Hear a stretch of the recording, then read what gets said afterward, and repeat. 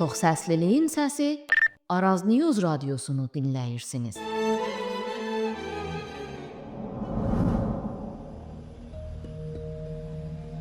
Bazar yerində hər kəs danışar, amma kimsə kimsəyə qulaq asmaz. Gürültülər, hayküylər çoxdur. Fəqət dərin olan şeylər səssizdir. Böyük düşüncələr bağıraraq deyir, səssiz də doğular. Yalnız olan başqalarından qaçdığı üçün yalnız deyil, özünə çatmaq istədiyi üçün yalnızdır. Amma qalabalıq yalnızlıqdan qorxduğu üçün bir araya gəlir. İnsan qalabalığın içində yaşayır. Küçədə, işdə, bir masada ya da bir ekranın və ya bir səfənin qarşısında. Bunların hamısı bir axışın içindədir. Bu axışın içində sözlər var, yorumlar var, yargılar və ya qəzavət etmələr vardır. Hər kəs bir şey danışır, hər kəs bir şey anlatır. Bu yüzden insana təbii gələn bir duyğu oluşur. Hər kəsin bir fikri və düşüncəsi vardır. İnsan özünü bu tablonun içində düşünən biri olarak görür. Söylədiyi, danışdığı şeylərin özünə aid olduğunu düşünür. Sanki hər düşüncə içəridən, öz zihnindən çıxmış kimi. Amma bu duyğu nə qədər doğru və nə qədər gerçəkdir. Mən Altay Urmulu, Araz News radyosunda Azadlıq və Ədalət proqramına xoş gəldiniz.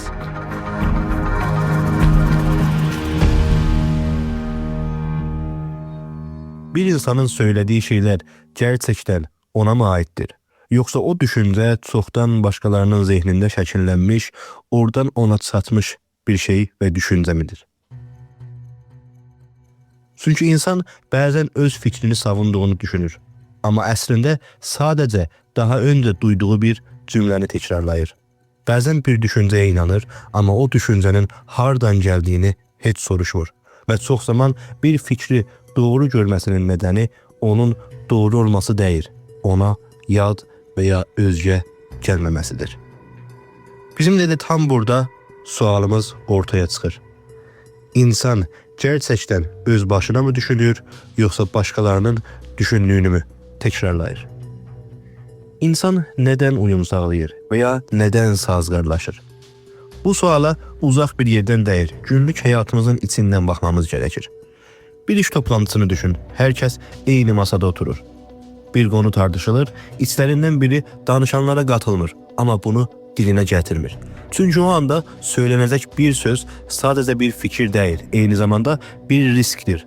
Yanlış anlaşılma riski, dışlanma riski, uyumsuz veya nasazgar görünme riski. Ya da bir aile ortamını düşün. Herkes aynı konuda benzer şeyler danışır. İçlerinden biri farklı düşünür ama susur. Çünkü o ortamda məsələ fəqət doğrunu söyləmək deyil, huzuru bozmaqdır. Sosyal medyada da durum çox fərqli deyil. İnsan bir şey yazmadan önce düşünür. Bu necə qarşılanır? Kim nə deyir? Təpki gəlirmi? Dəstək olurmu? Və çox zaman o düşüncə yazılmadan silinir. İnsanların fikrini saxlamasının nedəni düşüncelerinin olmaması değil. Tam tərsinə çox zaman düşündüğü şeyin sonuçlarını hesaplayır. Çünkü insan fəqət düşünən bir varlıq deyil, eyni zamanda qəbul görmək istəyən bir varlıqdır. Burada 3 temel mesele ortaya çıxır. Birincisi dışlanma qorxusudur. İnsan olduğu qrupun dışında qalmaqdan çəkinir. Bu fəqət fiziki bir yalnızlıq deyil, eyni zamanda görünməz bir qopuşdur. İnsan ait olduğu yerdən uzaqlaşmaq istəməz. İkinci məsələ isə insanın qəbul görmə ehtiyacıdır.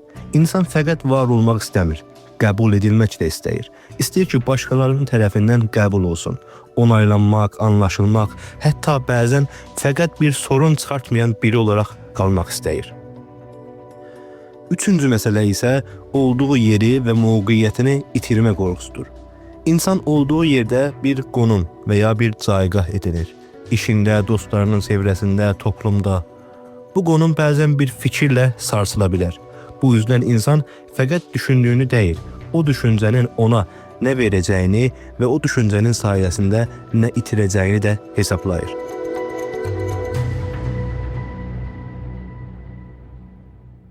Tam da bu noktada insanın düşünme biçimi değişir. İnsan artık sadece ne doğrudur diye soruşmur. Eyni zamanda ne söyleyebilirim, ne danışabilirim de diye öz zihninde düşünür. Bu noktada birey veya ferd öz zihninde yaşamayı bırakır. Yavaş yavaş başkalarının baxışına göre şəkillənməyə başlayır. Bir süre sonra insan öz fikrindən çox başkalarının ne düşündüğüne dikkat edir. Söylediği şeyin doğruluğundan çox necə qarşılanacağı önem kazanır. Ve fərq edilmeden bu durum ortaya çıxır. İnsan öz düşüncəsiyle deyir, başkalarının zihninde aldığı yerle var olur. Tam da bu yüzden insanlar her zaman düşündüklerini söylemez. Ve her zaman söylediklerini de gerçekten düşünmez. İnsan çok zaman gerçeği savunmaz. Yalnız qalmamayı seçer. İnsanın neden uyum sağladığını görəndən sonra bu uyumun necə qalıcı hala gəldiyini də anlamağımız gerekir. Çünkü bu fəqət bir bireysel tercih deyil, zamanla bir düzene dönüşür. Ünlü fəlsəfəçi Nietzsche bu noktada çox kəskin bir düşüncələri vardır. Ona göre modern insanın en belirgin özelliği sürü içinde yaşamasıdır. Ama burada sürü fəqət fiziki bir qalabalıq deyil, daha derin bir şeydir, bir düşünme biçimidir. İnsanlar bir araya geldiğinde fəqət birlikte yaşamırlar. Eyni zamanda ortak qaydalar da üretirler. Bu qaydalar zamanla normal veya orf olur. Sonra doğru qəbul edilir. En sonunda ise sorgulanmaz hale gelir. Ve Nietzsche'nin sürü əxlaqı dediği şey də tam olarak budur. Əxlaq çox zaman bireyin içinden doğan bir şey kimi anlatılır. İnsan doğrunu bilir, yanlışı ayırt edir. Ama Nietzsche'ye göre bu gerçeğin sadece görünen yüzüdür. Əslində əxlaq toplumun ehtiyaclarından da olur. Bir toplum düzenli qalmaq istəyir, çatışma azalmalıdır, insanlar bir-birlərinə zərər verməməlidir və sistem devam etməlidir. Bunun üçün bəzi davranışlar yaxşı elan edilir, bəziləri isə pis. Ama bu ayrım evrensel bir gerçeklikten değil, o toplumun ihtiyacından doğulur. Mesela düşünün, itaat etmek yaxşıdır. Çünkü düzeni koruyur. Farklı olmak ise çok zaman sorunludur. Çünkü düzeni bozur. Zamanla insanlar bu ayrımı içselleştirir. Artık bir işi gördükleri zaman sonuçlarını değil, doğru mu, yanlış mı olduğunu düşünürler. Ama doğru ve yanlışın qaynağını düşünmürlər. Çünkü o əxlaq eşikdən gəlibdir, ama içeride yerleşiptir. Bir süre sonra bu durum ortaya çıxır. İnsan fəqət qaydalara uymur. O qaydaları öz düşüncəsi kimi hiss etməyə başlayır. Tam da burada dərin bir ittifaqlar düşür. Birey veya fərd artıq fəqət toplumun içində yaşamır. Toplum o bireyin ve fərdin içində yerləşir. İnsan bir işi gördüğü zaman fəqət öz düşüncəsini deyir, başkalarının ne diyeceğini de düşünür. Hatta bazen o kadar qabağa gedir ki, öz düşüncəsiyle başkalarının gözləntisini ayırt edebilmez bir hale gelir. Sanki zihninde yalnız değil, sanki her zaman birileri onu izleyir veya değerlendirir. Bu durum fərq edilmeden normallaşır. Artık insan öz zihninde değil, başkalarının zihninde yaşamaya başlayır. Tam da bu yüzden sürü fəqət eşikdə bir qalabalıq değil, eyni zamanda içeride çalışan bir mekanizmdir. Toplum bu şəkildə işləyir. Sadəcə insanları bir araya gətirmir, onları bir-birinə bənzədir. Sürü və əxlaqın necə oluşduğunu görəndən sonra bu yapının necə sürdüyünə də baxmamız lazımdır. Çünki bir toplum fəqət qaydalarla ayaqda qalmır. O qaydaların sürəkli yenidən ürətilməsi gərəklidir. Bu noktada dil və media ortaya girir. İnsan dünyanı doğrudan təcrübə etmir. Olan bitəni çox zaman başkalarından eşidir, oxuyur və izləyir. Bir olay gerçəkləşir, amma o olayın necə anlaşılacağı, hansı kəlmələrlə anladıldığına bağlıdır. Bir şeyi təhdid olarak tanımladığınızda başka bir məna ortaya çıxır. Eyni şeyi sorun dediğinizde başka bir məna, fürsət dediğinizde ise bambaşka bir məna ortaya çıxır. Olay dəyişmir, ittifaq dəyişmir, amma algı və bizim dərk etməyimiz dəyişir. Dil məsələsi tam da bu mərhələdə ortaya girer. Dil fəqət bir anlatım aracı deyil, eyni zamanda bir çərçivədir. İnsan o çərçivənin içindən baxar və gördüyü şeyləri gerçək zənn edər. Zamanla bəzi kəlmələr yerləşər, bəzi ifadələr və cümlələr sürəkli təkrarlanar. İnsanlar o kəlmələri eşidə-eşidə o cümlələrlə düşünməyə başlayırlar. bir süre sonra o dil artıq sorğulanmaz bir hala gəlir.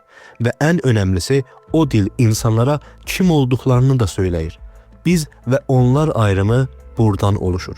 Kim bizdir, kim eşikdədir, kim doğru tərəfdədir, kim yanlış tərəfdədir. Bu suallar çox zaman doğrudan və müstəqim bir şəkildə sorulmaz. Amma işlənilən dilin içində zaten cavabı bəllidir. Günlük danışmalar, xəbər başlıqları, sosial media paylaşımları hamısı kiçik-kiçik sərhədlər çəkər.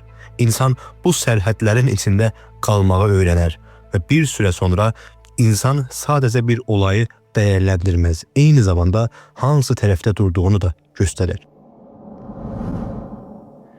Və bu durum və vəziyyət fərq edilməyən bir şəkildə normallaşar və bir ürf halətinə gəlir. Çünki təkrar edilən bir şey zamanla sıradan görünər və sıradan görünən şeylərdə sorğulanmaz. İnsan artıq olaylara baxmaz, onlar haqqında qurulan anlatıları təqib edər. Bu anlatılarda boşluqda oluşmaz. Toplumun genel yönü və cəhəti ilə, güc ilişkiləri ilə, alışqanlıqlarla şəkillənər. Hansı qonunun önəmli olduğu, nəyin danışılacağı, nəyin görməzdən gəlinəcəyi hamısı bu çərçivənin içində bəlli olur. Beləcə bir gerçəklik oluşur. Amma bu gerçəklik doğrudan və müstəqim bir şəkildə görülən bir şey deyil. Qurulan, təkrar edilən və paylaşılan bir şeydir. Və insan zamanla bunun fərqinə belə varmaz. İnsanlar dünyanı olduğu kimi görməz, özlərinə anlatıldığı kimi görür. Bu məsələləri danışdıqdan sonra artıq bu günümüzə də baxmalıyıq. Çünki bu mekanizm artıq günümüzdə fəqət qəzetələrdə və ya televizyonlarda işləmir. Daha sürətli, daha görünməz və daha kişisel və fərdi bir hala gəlib çatıbdır. Sosial media bu sürəcin mərkəzində durur. İlk baxışda sosial media insanlara sınırsız bir alan və mühit kimi görünür. Hər kəs danışa bilir, hər kəs yaza bilir, hər kəs öz fikrini paylaşa bilir. Bu yüzden çox insan buranı özgürlük muhiti və ya özgürlük alanı kimi görür. Amma burada çalışan başka bir mekanizm vardır. O da algoritmalardır. İnsan nəyi izləyirsə, nəyi bəyənirsə, nəyi paylaşırsa, sistem bunu öyrənir və sonra ona bənzər içəriklər və ya muhtəvalar göstərməyə başlayır. Amac və hədəf bəllidir. İnsanın daha uzun süre orada qalması. Fəqət bunun bir sonucu vardır. İnsan zamanla fəqət ilgiləndiyi şeyləri deyir, eyni zamanda öz düşüncəsinə yaxın şeyləri də görməyə başlayır. Bu nöqtədə yankı odası veya irtihaş otağı dediğimiz durum ortaya çıxır. İnsan bir fikri söyleyir, sonra o fikrin benzerlerini tekrar görür. Eyni düşüncə fərqli insanlardan gəlir, amma hamısı eyni yöndədir. Bir süre sonra bu hiss olunur. Hər kəs belə düşünür. Ama bu çok zaman gerçək deyil, sadəcə görülənin daralmasıdır. Burada bir başka şey devreye girir. İnsanlar özlerine bənzəyən insanlarla daha rahat bağlantı kurur. Eyni şeyləri düşünənləri təqib edir, bənzər içərikləri paylaşanlarla etkiləşimə girirlər. Zamanla çevrələri homojenləşir.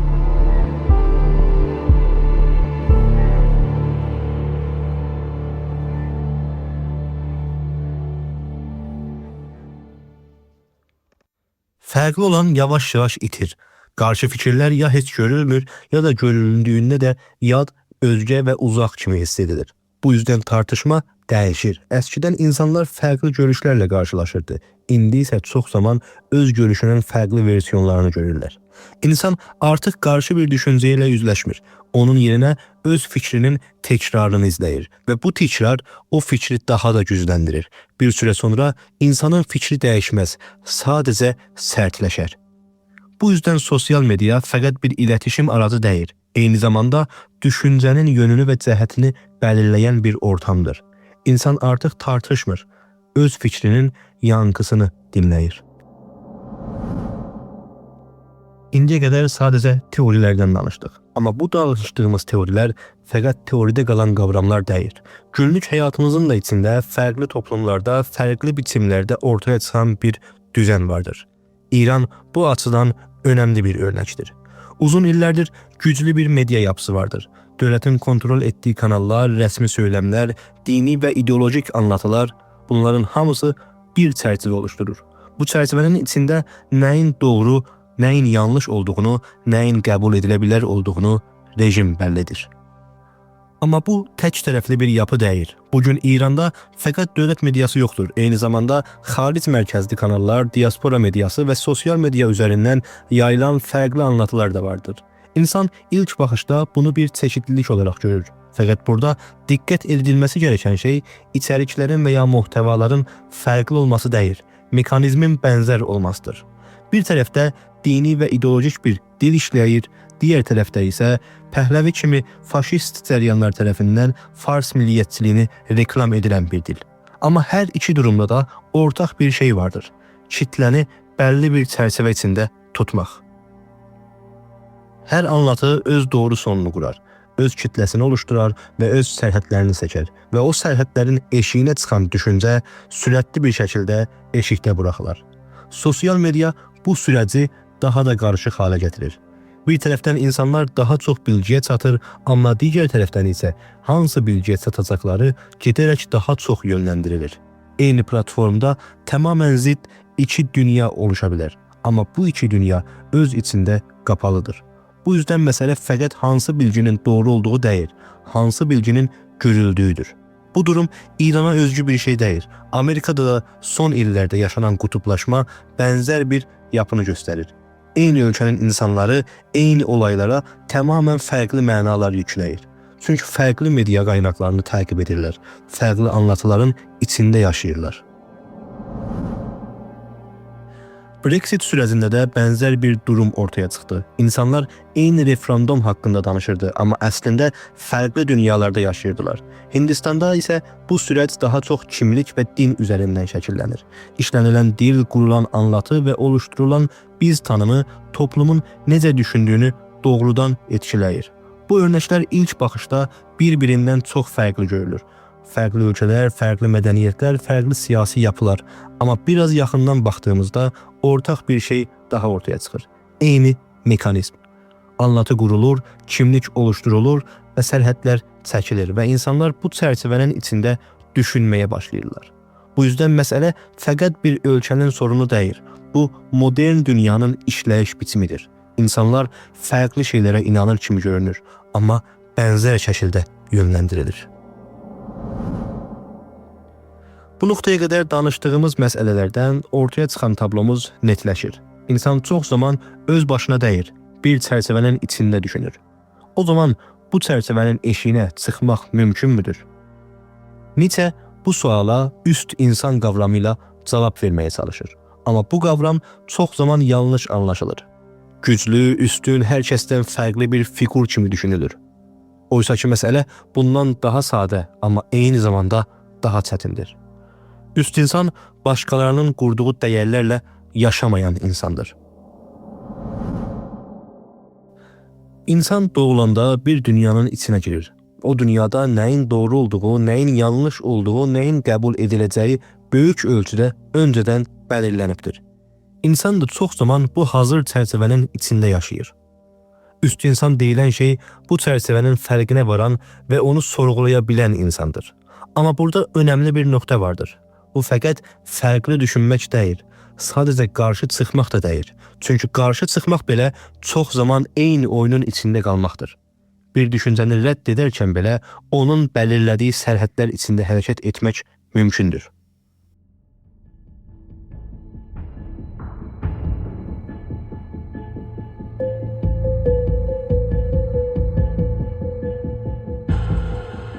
Nietzsche'nin işarət etdiyi şey daha çətin bir yerdədir. İnsanın öz dəyərini yarata bilməsi. Yəni hazır olanı almaq yerinə öz ölçüsünü qura bilmək. Və bu da rahat bir şey deyil. Çünki insan alışdığı şeyin eşiyinə çıxdığı zaman boşluqla qarşılaşır. Nə doğru, nə yanlış, nə yapılmalıdır, bunların cavabı artıq hazır deyil. Bu durumda insan yalnız qalır. Və çox insan üçün əsl çətin olan da budur. Yalnız qalmaq.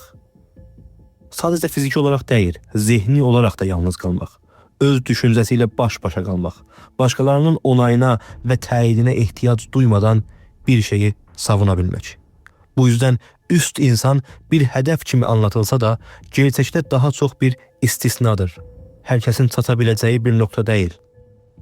Çox az insanın gözə ala bildiyi bir durumdur. Çünki sürünün dışına çıxmaq sadəcə fərqli olmaq deyil. Eyni zamanda güvəncədən də vaz keçməkdir. İnsan sürünün içində yalnız qalmaz. Qaydalar bəllidir, sərhədlər bəllidir. Qəbul görmək daha rahatdır. Amma sürünün eşiyinə çıxdığında hər şey bəlirsizləşir. Bu yüzden çox insan üçün tərcih netdir. Öz düşüncəsini qurmaq yerinə hazır olanı qəbul etmək daha rahatdır. Risk almaq yerinə uyum sağlamaq daha güvənlidir. Və bu tərcih çox zaman birincidir belə deyir. İnsan fərq etmədən olduğu yerdə qalır. Çox insan sürüdə qalır. Çünki orası daha güvənlidir.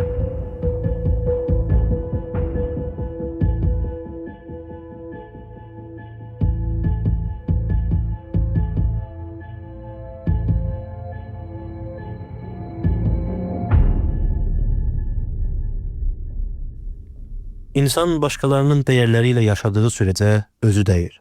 Öz yolunu axtaran çox zaman yalnız qalar. Çünki qalabalıq alışılmış olanı sevər, yeni olanı deyir. Nietzsche deyir ki, yolunu özün seçməlisən. Çünki sənə göstərilən yollar çox zaman başqalarının yeriyə bildiyi yollardır. İnsan düşünür, ən azından elə hiss edir. Amma bu düşüncənin nə qədəri gerçəkdən özünə aiddir? Bu soru çox zaman sorulmaz. Toplum insana fəqət yaşadığı yeri verməz. Eyni zamanda necə düşünəcəyini də öyrədər. Hansı fikirlərin qəbul ediləcəyini, hansıların da eşikli qalacağını bəlirlər. İnsan da çox zaman bu sərhədlərin içində qalar. Çünki bu sərhədlərin içində olmaq daha rahatdır, daha az risklidir və daha az insan yalnız qalar. Amma bunun bir qarşılığı vardır. İnsan bu şəkildə yaşadığında öz düşüncəsini itirməyə başlar. Öz səsini başqalarının səsi ilə qarışdırar və bir süre sonra aradakı fərqi ayırt etmək belə çətinləşər.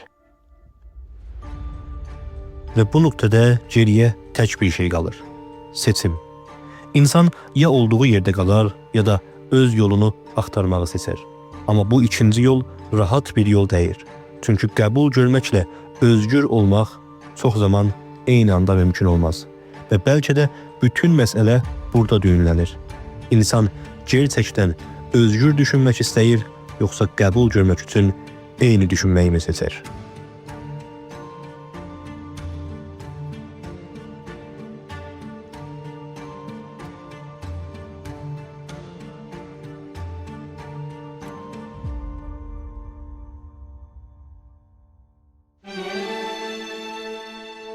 Çox səsliliyin səsi Araz News radiosunu dinləyirsiniz.